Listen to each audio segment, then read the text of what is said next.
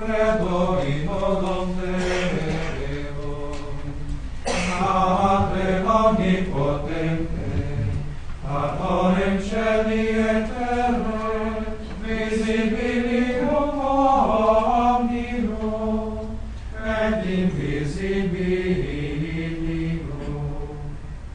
et in unum Domino Iesum Christum, laudatio Salvatore, laudato te Pastor. It is not hard to admire St. Thomas Aquinas immovably caught in the splendor of a stained glass window. It is easy to pay tribute to his Summa Theologica as long as it remains high on a bookshelf, giving tone to a library. Under these circumstances, we of the 20th century can read about them both, talk about them enthusiastically, but pretty much leave them both alone. To have Thomas walking among us, his book open on our desks for serious study, that is something else again.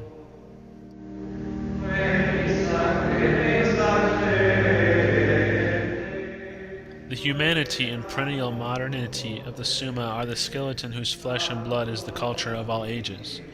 Within this book is compressed essence of truth ground from the Oriental and Greek philosophies, from Socrates, Plato, and Aristotle, from the Fathers, and from those long 1,000 years that went into the making of scholasticism.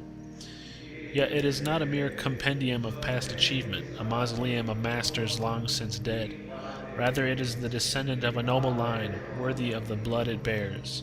The hard-won truth of man's earliest search for wisdom passed through a filter in Aquinas that barred nothing but the dregs which would poison the drink.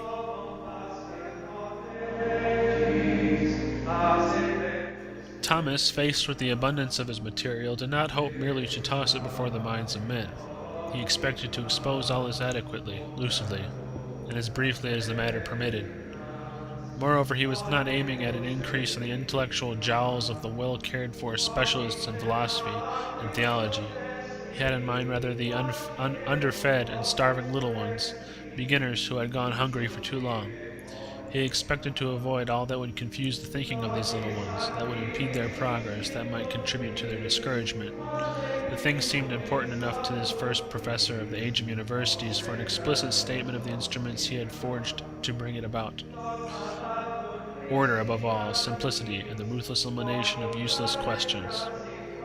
For the theologian treats of nothing except in relation to the first beginning and last end. He is in the intellectual order what the saint is in the practical order, a man wholly engaged in God. A general order covering the activity of the two men needs suffer no single change in phrasing. Begin this task at once, work it ceaselessly, finish it in eternity.